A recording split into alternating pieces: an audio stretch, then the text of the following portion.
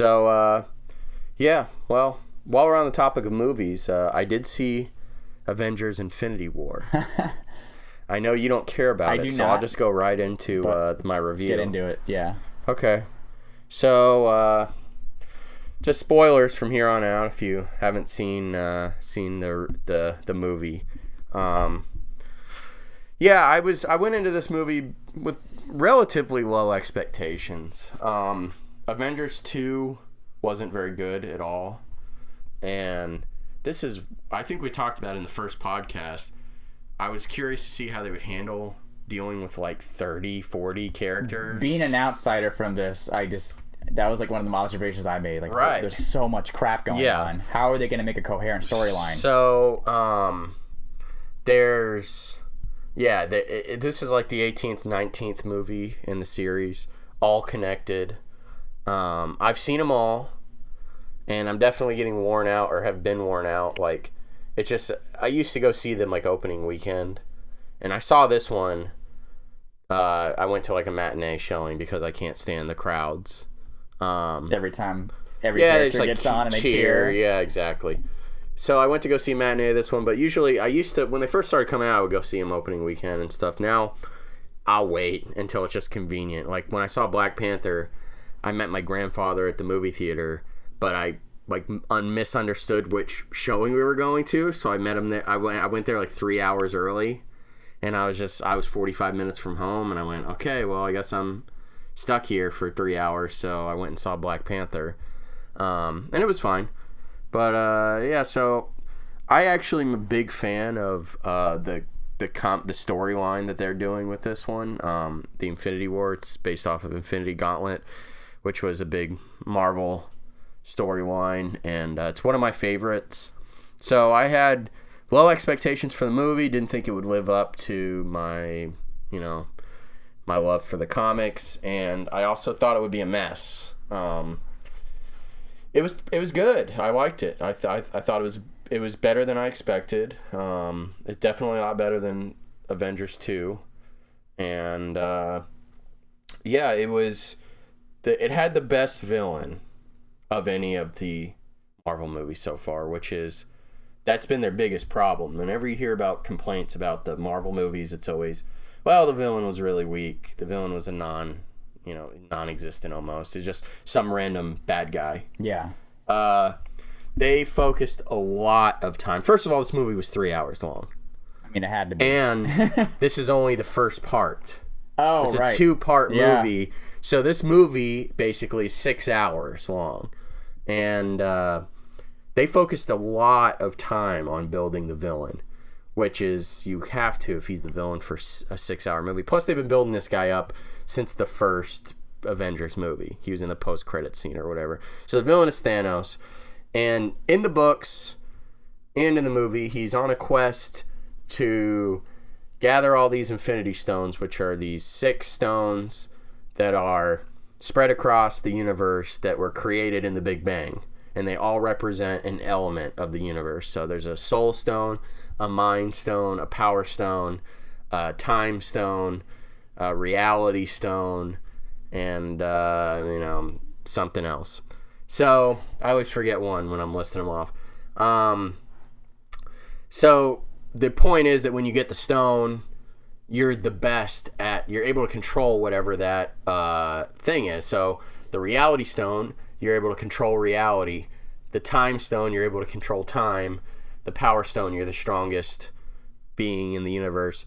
The mind stone, you're the smartest being in the universe, and you control minds and things like that. So on and so forth. So when you have all the stones, you're basically God. You can just think things in and out of existence. You can make reality whatever you want it to be. You can, go to any time you want. So,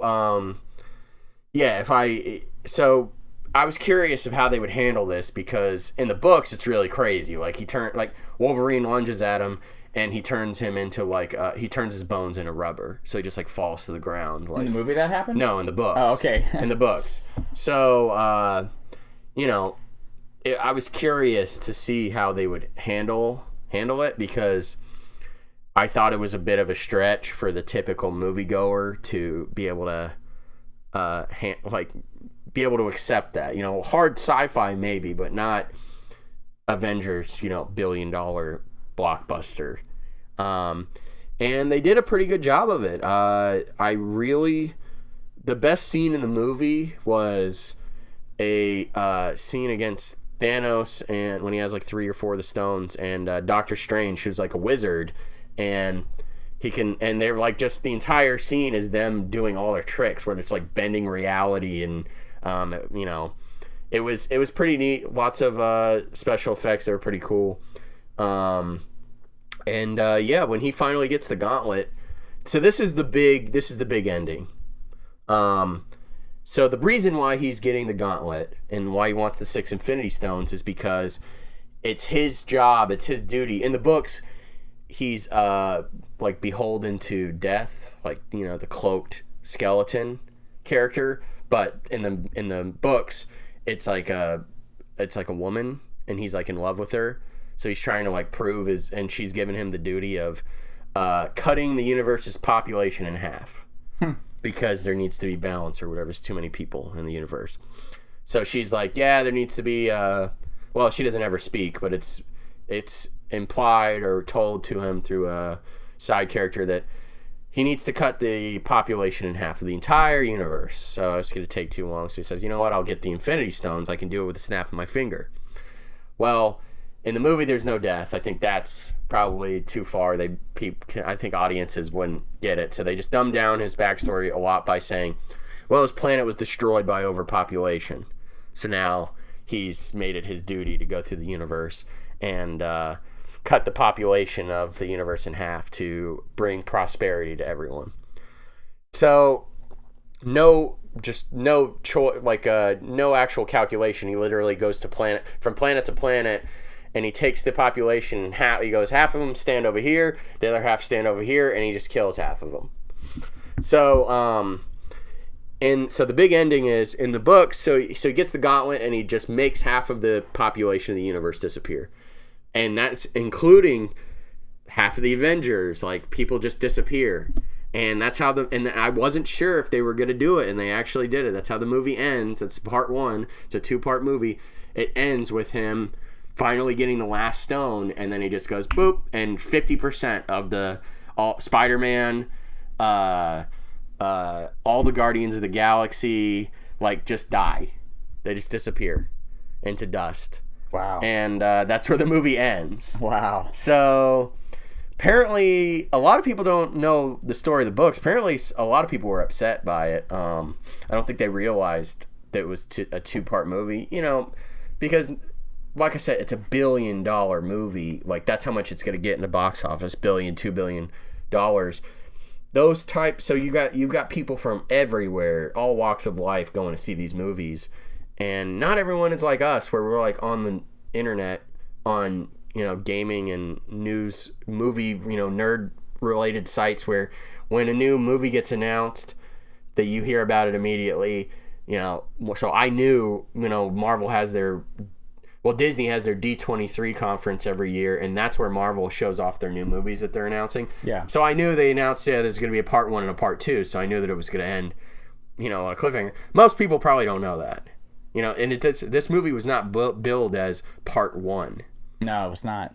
So, a lot of people were crying and stuff, very heart-wrenching scenes. I mean, you're not going to go see it, so it doesn't matter, and I've already noted spoilers, so you obviously don't care about it if you're listening, but there's a really heart-wrenching scene. Like, you saw Spider-Man, right? Yeah.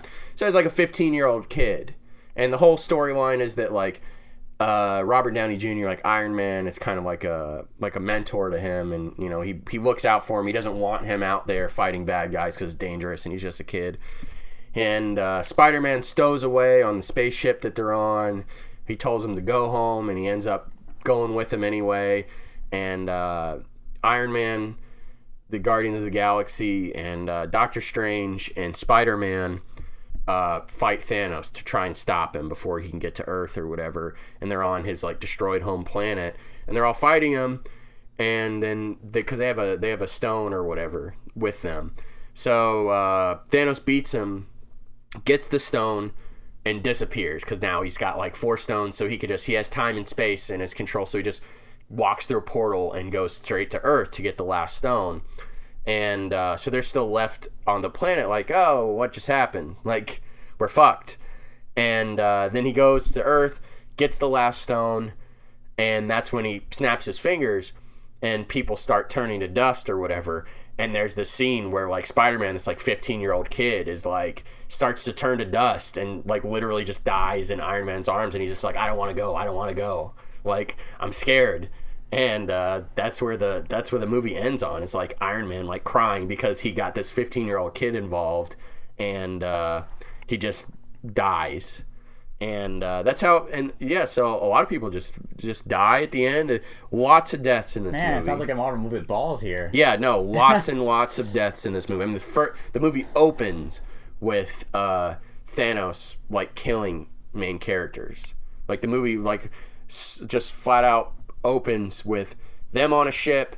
Thanos is there, and he's just killed a bunch of people on a ship, and one of them was like Thor's brother, who's the bad guy in Avengers 1. Yeah, Loki. Yeah. Kills Loki, kills Idris Elba, who's like the gatekeeper in Thor, and kills the whole ship, leaves Thor barely alive, and then just disappears and goes off and starts killing more people.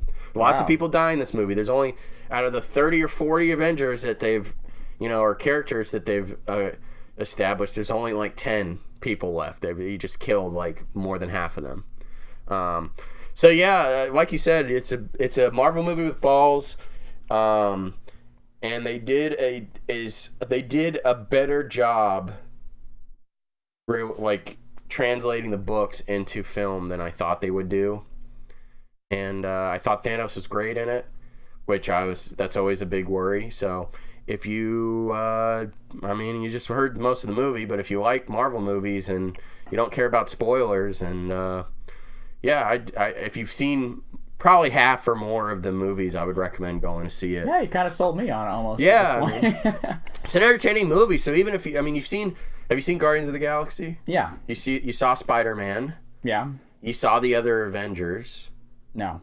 None of them? You haven't seen any of them? So like half of the first one. Really? Yeah. Okay. Well, you probably still enjoy it enough for Movie Pass free. So yeah. Yeah, I liked it. I definitely give it a recommendation. I mean, it's not like not going to give it an Oscar nod or anything like that, but they handled the amount of people well because all the people are in groups. That's how they did it. So basically, they were just like, oh, Thor ends up running into the Guardians of the Galaxy, and they run into somebody else, and then that's one group in this part. That makes sense. And then everyone is in Wakanda, which is the Black Panther country, and it's like all the Black Panther people as well as Captain America and his friends are hiding out there as well. So there's like a group focused there, and then you have all the New York Avengers in New York, like Iron Man and Doctor Strange and Spider-Man is in New York and stuff. So you have basically like 3 or 4 groups, and that's how they handle that never separate, basically. So that's how they handled the people. And then there's a lot of people that weren't in it. They're just, they're waiting until the second movie because now there's nobody left, so they're going to need basically everyone they can get. So all the people that were like didn't show up for this one, they're probably going to call up and be like, listen, bro, we need you. Yeah. As you've probably already gathered, because half of the people on Earth just disappeared. Yeah. So, because it's not just heroes. People just disappear. Right. The final closing scene, like after the credits or whatever, is like people are in New York City and like a helicopter just like falls out of the sky and like cars are crashing everywhere because the drivers disappeared. Wow. So, interesting movie. It's pretty cool. Like, it's just a pretty cool sci-fi movie. Really, like it's kind of like hard sci-fi because of the way that it's the content that it draws from the books. It's like, it's like a mystical, like stones that were created in the Big Bang that give you ultimate power and what you can do with it. At one point he turns, he could do whatever. So he like turns bullets into like bubbles, and like at one point he turns one of the Guardians of the Galaxy into like confetti or something like that. Just be like, the guy lunges at him, he's just like, oh, you're dead. because he can do that. He just has to think things and they happen. So, yeah, it was good. Definitely give it a recommendation. So, on that note, what else you got for us? What did you think of Isle of Dogs? Isle of Dogs, real Dogs. quick, so we've been talking too much about movies. But Isle of Dogs is great. Go see it. It's Wes Anderson, Bill Murray, Jeff Goldblum, Bryan Cranston, yeah, and Edward Norton, Japan. Wes Anderson, stop motion, dogs. If you love dogs, if you love like 2 or 3 out of the group, you go see it. If you like Japan and you like dogs, go see it. If you like Wes Anderson and you like Japan, go see it. If you like stop motion and Wes Anderson, go see it. I agree. Everything about it was beautiful. The animation was really cool. Just real quick, I liked the cut from stop motion to the 2D animation. Yeah. Whatever was on the news. Yeah. But anyways, yeah. We'll get out of the movies here since we've been talking about this for a while. But Isle of Dogs is a super recommendation. Yeah, you won't be able to find it in theaters though. It's already gone. It's still there. I don't think so. Maybe in like the big theaters but now that Avengers is in there, that's taken like 10 theaters. Yeah. So. But I mean, I still checked. My local theater still had it. Well, they took it out of mine. Sorry. But you're in the you have the artsy theater. You have the theater where they play like independent films and they do the film festival and stuff. So that stuff stays around longer. That's true. Yeah. But this is over fucking Claremont. Right. Epic Theaters. They had like, even when it finally got here, the very first week they only had like 2 showings and it was in the smallest theater. So there was like 20 seats in the theater and it was 2 showings a day. Makes sense. So it was only around for a week for me.